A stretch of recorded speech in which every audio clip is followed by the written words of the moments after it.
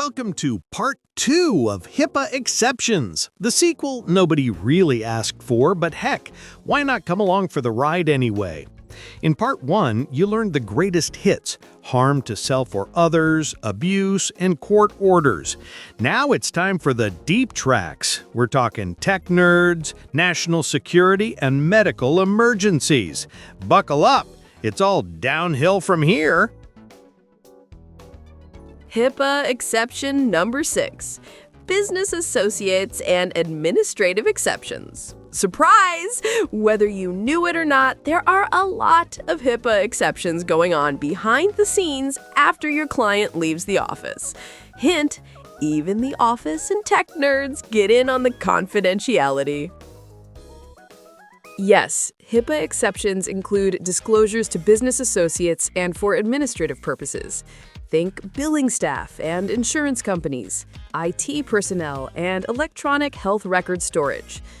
Although these folks aren't your clients, they all need some level of access to your client's PHI. Rest assured, they're still legally bound to protect client information under their contracts.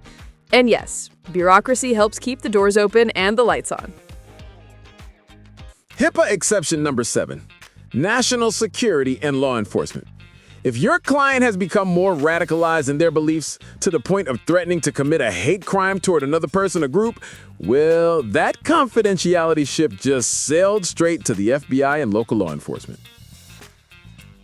HIPAA allows disclosure for national security purposes and law enforcement when terrorism, fugitives, and public safety threats are involved. You share what's needed and follow the minimum necessary rule. Remember, HIPAA prioritizes safety over secrets. HIPAA exception number 8, medical emergencies or unresponsiveness. Imagine your client is having a medical emergency or became unresponsive. The doctor asks you to provide helpful information stat, but you're like, what about HIPAA? Sorry, not this time. HIPAA protects privacy, not mystery in emergency situations. If your client can't talk and the doctor or emergency personnel need crucial information, it's time to protect life. If your client is in a medical emergency and is unable to respond to doctors or emergency personnel, it's time to protect life.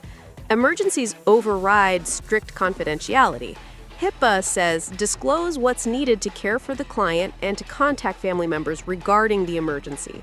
Remember to use the minimum necessary rule when sharing details, but don't withhold life-saving information. HIPAA exception number 9, insurance companies and workmen's compensation. Guess what? It's time for your favorite topic, insurance compliance. They might be the only people who love your client's medical records more than you do. Now, they don't want to read your entertaining progress notes. They want documentation to back up a claim and possibly a reason to deny it. So yes, HIPAA actually lets them peek behind the curtain of your patient's treatment.